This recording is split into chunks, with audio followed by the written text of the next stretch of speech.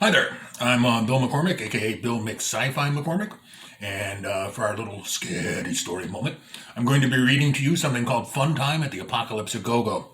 It's slated to be an unique work in my collection of shorts coming out next year called Stuff About Things. So far, though, the last two things I've done to be unique in that collection have gotten sold. So I'm in this weird point in my life where I'm begging people, don't buy this story. I want to release it. But, in life of a writer, you buy it, you buy it. I'll just pay rent. That's what I do sometimes. All right, here we go. Fun Time at the Apocalypse of Go-Go by Bill McCormick. That's me.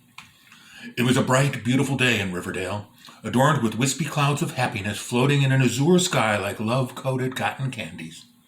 Then the murders began. The first to go was Kelsey. Of course it had to be Kelsey. That arrogant bitch, insolent cum-bucket, prom queen, cheerleader, widget heiress, voted most likely to put out 3 years running? Yeah, it had to be Kelsey. Her skin was found first. 2-inch wide slices, determined later to have been cut with a titanium cheese slicer, draped neatly over a wooden mannequin with little bells sewn on the bottom of each strip, she made an intriguing wind chime. Her innards were found in a milk pail about a quarter-mile away. It had been festooned with pink glitter, her favorite, and each organ had a pink ribbon wrapped around it. Her bones, with her silicone tits still in place, were found in a grotesque imitation of statuary inside the atrium of the Fillmore Modern Arts Center for the Blind. Thanks to a clever use of superglue and some quick-dry cement, she was eternally bound to be violated by a yellow garden hose hooked up to a sewage-gushing pump. Police suspect foul play. Kelsey's dad, the venerable Mortimer Worthington IV, had expressed polysyllabic outrage and offered a reward to encourage the capture of the heinous person or persons who did this particular deed. That the aforementioned sewage was spewing forth from his own plant and used to illegally dump waste into the town's water supply was never mentioned. The next to go was Adam. Good old fucking Adam. An egregious waste of the human genome. A raging narcissist with a cock the size and shape of a mutilated peanut. He was not well liked. He was found hanging from a tree, strangled with his own entrails, boasting a dead squirrel stapled to his balls. Since no blood was found at the scene and there were 11 lawn gnomes arranged in a circle beneath his swinging carcass, police suspect the crime scene may have been staged. Adam's mother, the respected widow Ariana LaPont, demanded the lawn gnomes be returned to her prestigious landscaping company, which had, unrelated to any of the events contained herein, recently settled a federal lawsuit regarding its hiring and exploitation of undocumented immigrants. 2 days later, she offered a reward too. In her press release, she made it clear she found the disemboweling of her only begotten son unacceptable.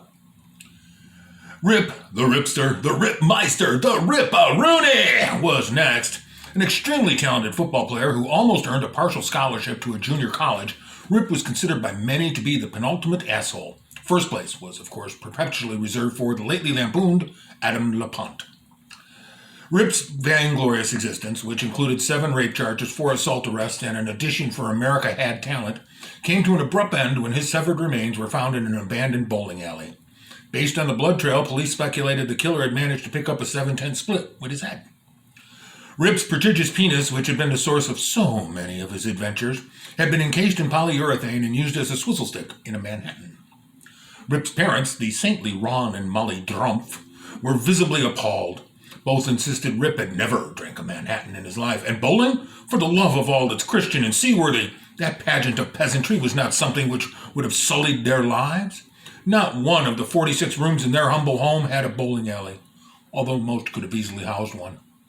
Instead of a cash reward, which they deemed short-sighted and beneath them, they offered a 1-year scholarship to their possibly soon-to-be accredited online college, the Drumpf Collegial Cyber Campus.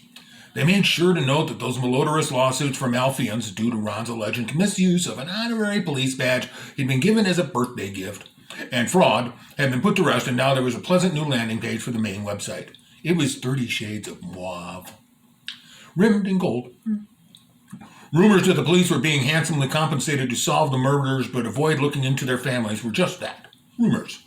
It was pure happenstance when the police chief, a man of renowned integrity, who had recently been reinstated to his position now that he no longer needed to wear a tracking device on his ankle, announced there was no evidence of possible clues in any of the family's histories or businesses. Life in Riverdale scurried on. Oh, sure, there were those who were scared, those who feared the shadows, but for the most part, the homogeneous hamsters went and jumped on their wheels and earned their pellets from 9 to 5, while the hoi polloi who owned them continued to do whatever it is hoi polloi do. Certainly not bowling. Those who were publicly sensible traveled in groups from fearful place to fearful place. The reigning board of Weatherby College declared that all student activities must ensure no student traverse the campus unattended, and with any unattended student being subject to a fine, and that all activities be group activities, which could be videotaped. Didn't take long for the fine upstanding youths at I Eta Pi fraternity and I Beta Pao sorority to realize orgies were group activities, and when housed under the banner of Greek studies, perfectly acceptable under the rules. Weatherby College quickly became the undergrad envy of the world. All right, so there you go. Fun at the Apocalypse of Go-Go. It's actually a really long, weird story. It's not just funny and weird, it's funny and weirder. So you got that going for you. Look for it, what it is. Anyway, hi, thanks for having me. I'm Bill McSci-Fi McCormick. Talk to you again soon. Bye.